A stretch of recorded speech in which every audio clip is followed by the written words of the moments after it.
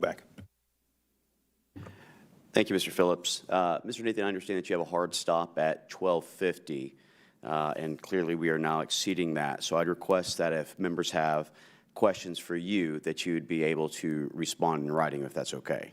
That's absolutely okay. I really appreciate it. Thank you very much. Thank you. With that, I will recognize Mr. Kane.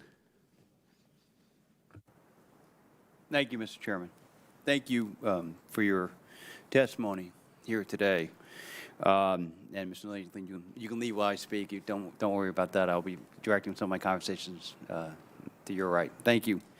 Assistant Secretary Quentin Brink, my district in New Jersey, 7th Congressional District, just like many districts around the country, has been impacted by fentanyl. We see time and time again intercepts in human and that's impacting all Americans. In January 30th, 2023, State Department press release announcing sanctions against U.S. Fentanyl traffickers. The department omitted any mention of fentanyl to China, or that the designee's relationship to OFAC, designate Chinese chemical transportation company, Shanghai Fast Fine Chemicals, stark contrast from Treasury's press release. Why is that? I'm sorry, Congressman, I do want to make sure I understand your question, that there was a sanctions announcement on January 30 that did not include Chinese entities. Is that right, sir? Yes, whereas Treasury's press release did, and the department and your State Department did not. Why is that? Congressman, I'll have to take that back. I'm not sure what the precise answer to that question is, but I'm happy to take that back and come back to you. And I will, as I mentioned earlier, certainly stopping the flow of fentanyl precursors from China is an absolute top priority, and happy to talk about what we're doing on that. But I'll have to take your specific question back, sir. Thank you. Also to you, can you talk, I know Chairman McCall obviously mentioned the impact on in Ukraine and China and the Russia partnership therein. Can you speak to how China is helping Russia evade sanctions that have been put in place due to Putin's invasion of Ukraine? Well, Congressman, this is what I can say. We've made very clear, including most recently when Secretary Blinken was in Munich and met with Director Wang Yi, what the implications and consequences could be for China if it engaged in providing material assistance to the Russian military in Ukraine or assisted Russia in systematic sanctions evasion. I think what I could say, sir, is we do have a concern for some of the steps that China has taken to support Russia's war in Ukraine. It's spreading of disinformation about the cause of the war and about Russian activities there. It's shielding of Russia in the UN and other areas, some of its economic activities. We have sanctioned certain Chinese entities who have provided assistance to Russia. Perhaps my colleague would want to respond to that in more detail. That's correct, Congressman. First of all, I want to recognize that my sister lives in your district. Okay. In Mendham. We have put 12. Great community. Yes, it is. We've put 12 Chinese entities on the entity list, meaning they can't get exports from the United States on their licensing regime that we put on because they were backfilling Russia, providing dual-use technology to Russia. We also put one Chinese entity on the entity list for providing parts that go into Iranian drones. Mm-hmm. So we constantly work this with our colleagues at State Defense and Energy and with the intelligence community to assess trade flows and identify companies that may be violating our sanctions, and if they are, we'll take care of them. And sanctions are obviously part of these conversations. Why have they potentially not been enacted sooner? For an entity listing, we need specific data about a specific entity, so specific and articulable facts that when we see something going on, that we can legally put them on the list. Okay. Thank you. Yield back my time. Thank you. Thank you. With that, I'll go ahead and recognize Mr. Allred. Well, thank you, Mr. Chairman, and thank you all for being here. I know it's probably been a long day. You know, I hope we can have a bipartisan response to our concern with Beijing's actions. But I want to be clear. We have so many strengths that the CCP could only dream of bringing to the table. And as I've had a chance to see firsthand on my travels as a member of this committee around the world, from Africa to the Indo-Pacific with our allies there, to even former Soviet states in Central Asia, everyone would prefer to trade with us, to attract our investment, and even to have us as their preferred security partner. And we need to keep in mind that as this president has made a central focus of his foreign policy, that we're in a global competition, but that we should be confident in our abilities. And I sometimes worry that some of these discussions here make us sound like we're afraid, and I think we have nothing to be afraid of. We, in fact, as I said, I think we have real strengths. But I am concerned in particular with the Chinese expansion of their influences in the global south, and wanted to, if I can find the question, ask about our USAID process and timelines. Just give me one sec. This is the problem when you have too many questions and, you go at this stage of the hearing. So how do our USAID project timelines, so 5-year projects, 1-year budget planning, compare to the types of investments and projects that are funded by the PRC? And how do those timelines, if they do or at all, inhibit longer-term and consistent U.S. engagement in partnerships around the world, particularly in the global south? In some significant respects, it does place us at a disadvantage in the sense that our friends in Beijing can, as you pointed out, operate with a long timeline and without the sort of economic and market logic that constrain our activities. And the reality of the congressional authorization and appropriation cycle and how we work through that system to be able to obligate for projects can create a certain tension in the process, if I can put it that way. This is your opportunity to let us know how Congress can provide USAID with additional tools or resources or authorities to allow you to better compete. Because I think it's an important component of our competition. We talk a lot about our defense deterrence. We're going to talk a lot about our controls. But this is one of our most important tools, and everywhere I go, especially in the global south, I hear that we're not doing enough. I mean, at the liberty of suggesting that you have a conversation with your friends on the Appropriations Committee, if it were possible to have multi-year appropriations, that would go a very, very long way towards allowing us to do the sort of longer-term planning that would allow us to be more competitive. Well, I just want to say to my colleagues, this is the damage that's done when we don't make long-term investments. If you want to talk about competing with China, it's in having a strategic vision that you can carry out also with our soft power. And I think we should keep that in mind. So I do want to ask about Secretary Kuttenbrink and Undersecretary Estevez. We're seeing further integration of China's civilian and military industries as their policy of civil-military fusion continues. And as more and more dual-use technologies come on the market, how do we effectively control exports of these products and technologies to China? Yeah, let me start off with that. Obviously, we look at this all the time. As I talked about earlier in the advanced fabrication semiconductor area, we just cut them off from the most advanced semiconductors because I can't tell whether it's being used for a benign activity, a gaming system, or for artificial intelligence for military applications. So we just stop it. And then after that, it becomes a little bit of like assessing company by company whether we see them facilitating Chinese military use. We'll stop that. Specific technology areas, usually in the advanced technology area, we'll stop that. Things around quantum computing, for example. So we have to assess the technology, assess what they're doing with it, and if we're likely using it for those type of applications, we want to ensure that they're not. Yeah, tough to know the difference.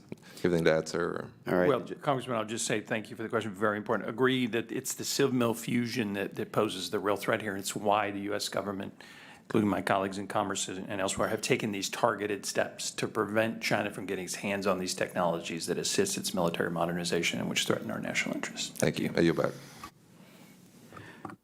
Thank you, Mr. Allred. With that, I will recognize Mr. McCormick. Thank you, Chairman. It's known that China obviously has a lot more debt than we do, up to $20 trillion more debt, yet they have a smaller GDP. My question is, how are they allowed to use this money that they basically fabricate by manipulating their monetary policy without a true central banking system like we have that when we call the Federal Reserve, most people understand it's neither federal nor the reserve. But yet China gets away with having a fake monetary policy and spending trillions of dollars per year more than we do around the world, expanding their global presence in the Western Hemisphere, expanding their military, expanding their technologies on this, while simultaneously investing near $1 trillion in our national debt, which we pay interest to their economy with. Why do we allow that to happen, and can Congress do something about that?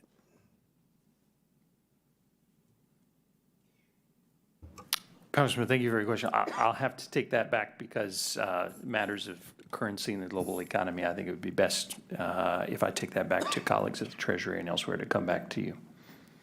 But apart from the monetary questions that you asked, obviously the whole focus of our conversation here today has been trying to counter the malign influence that we have seen posed by the PRC in a range of areas, and we've tried to address that. But I think it's safer, sir, that I take your monetary question and currency question back. Here's what's upsetting me, because I've been asking this for about 2 months to multiple government agencies, multiple congressmen, about something that's essential to the future of America and the global security is anything, which is money.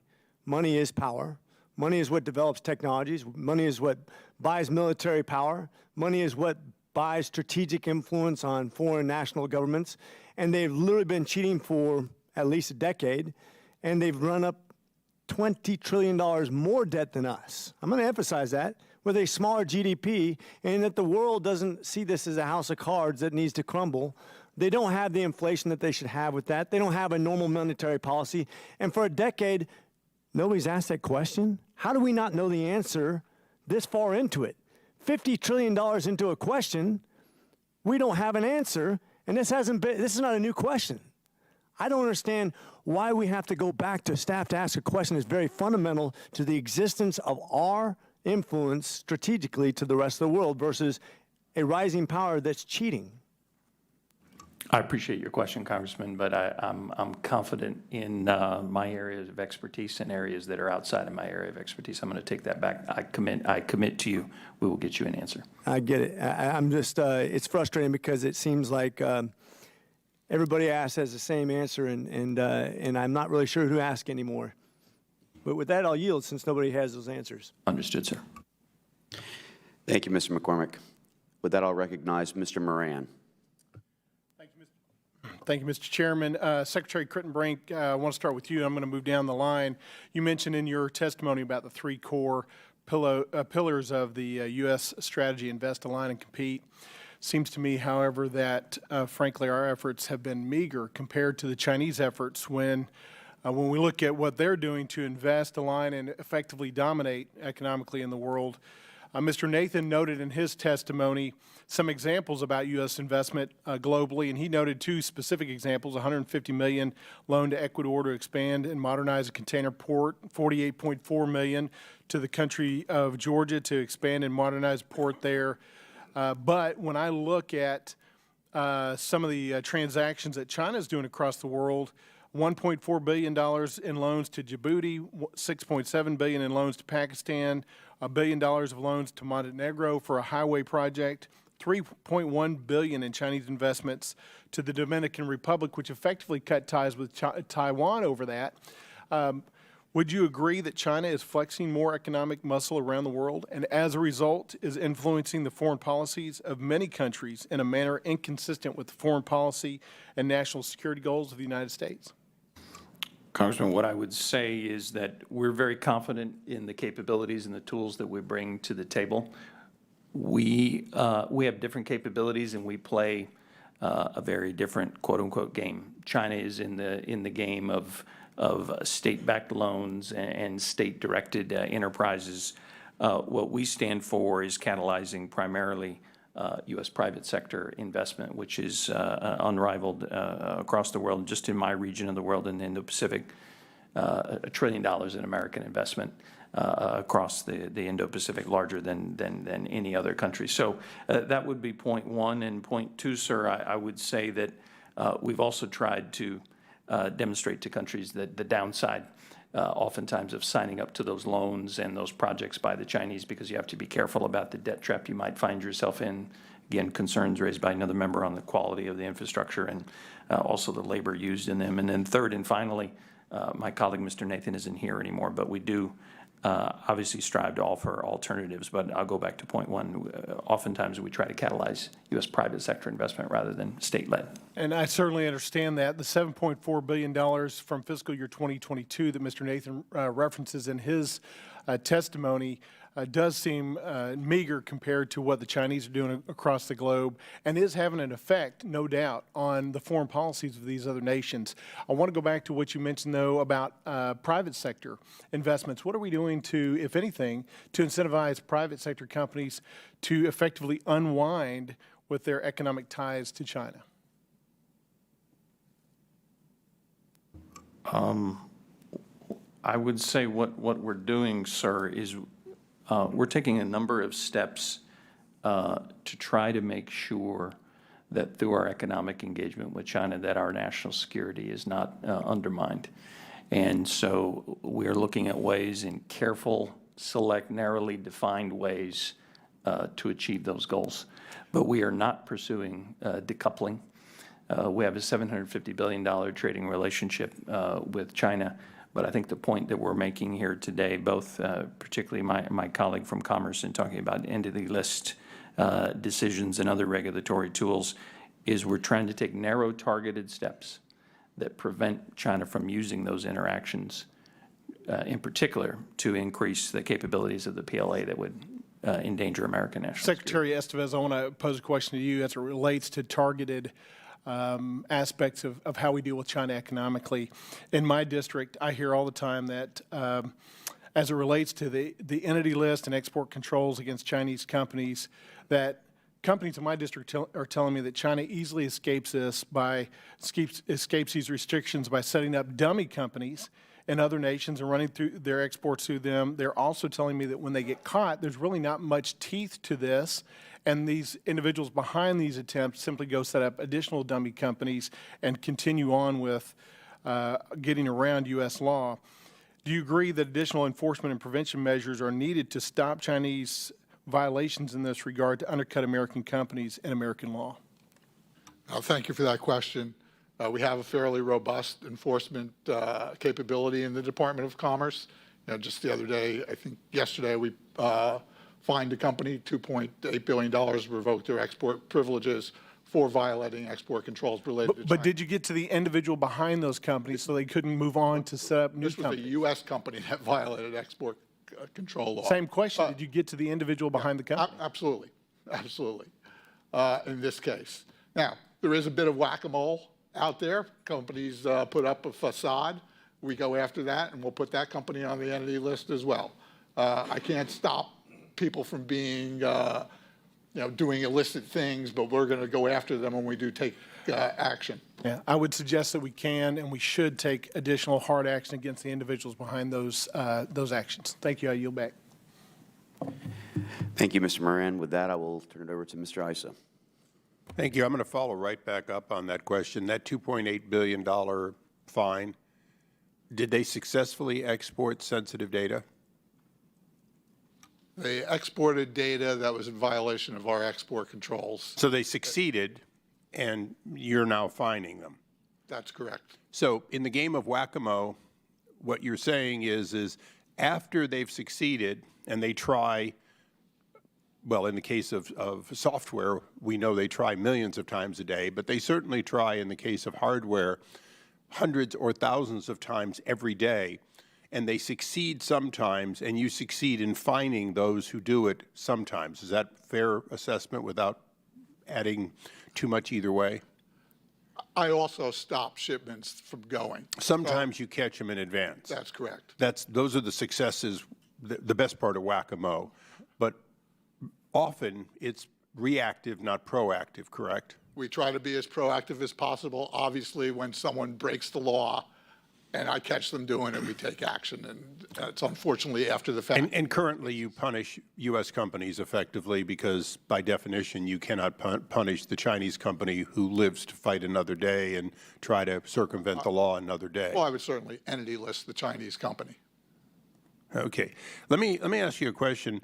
What do you think the most important transnational challenges are facing the United States in its China relationship? You know, from the commerce, from the export control universe, it is their chase after dual-use technology for military modernization through their civil-military fusion strategy. And does that and should that define the U.S.-China relationship in a major way? That is part of the China relationship. And again, I'm going to turn it over to Assistant Secretary Kritenbrink to answer like Would you greater answer it? perspective. Yeah.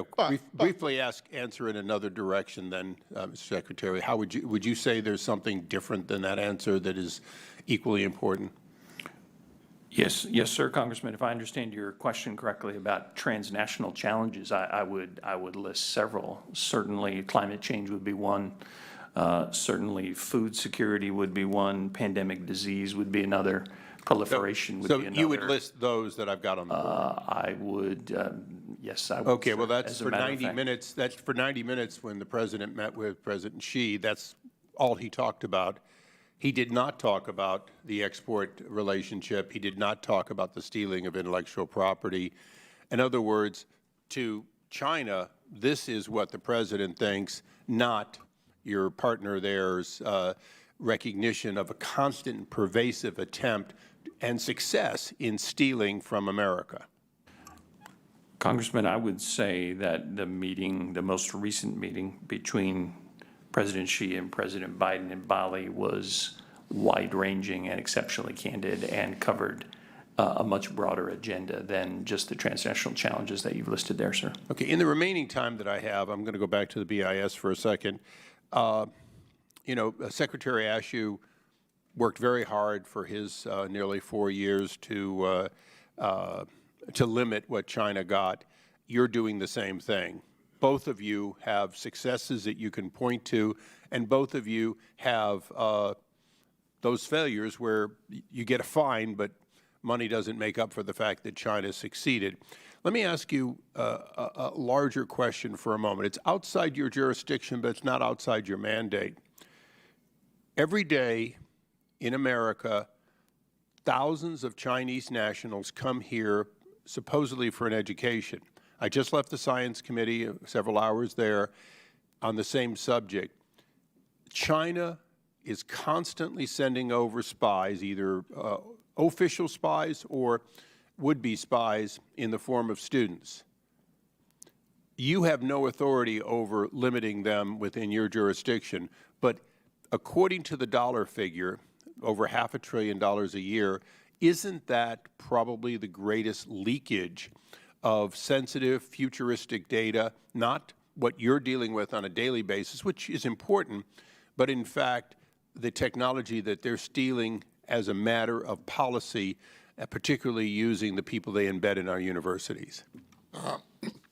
Thank you for that question. First, I do not want to leave the idea that all Chinese students are Chinese spies.